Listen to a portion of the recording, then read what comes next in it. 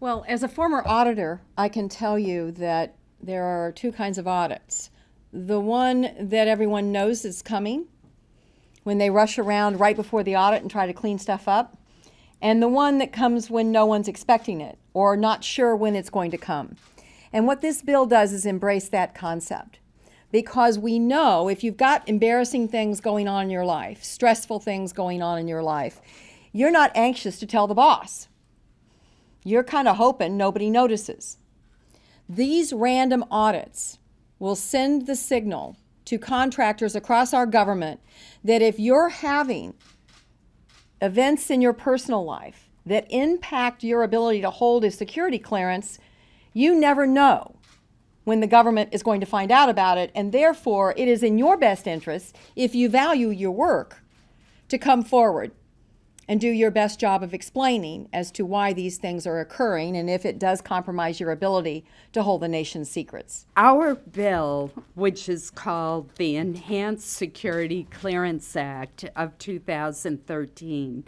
is intended to improve the current security clearance process to help prevent, as much as possible, future tragedies such as the murders in the Washington Navy Yard.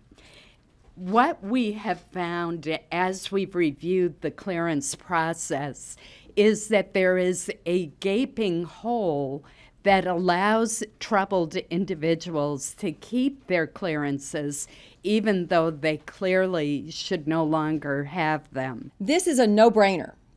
If we have any obligation in Congress, it is that we should do our very best job of securing the perimeter around our national security. And as we allow millions of people to get access to information and facilities that are at the heart of our national security, at a minimum, we ought to be able to check midstream during their security clearances to see if they've been arrested or if they have other financial pressures or other incidents that could surface in one of these audits that would be helpful for us to know. This isn't going to solve all the problems, but it seems to me that this should be a bare minimum of a requirement for those people who are getting this important clearance in our government. I don't know if this would have prevented the Navy Yard shooting, but I know it would have given us a much better chance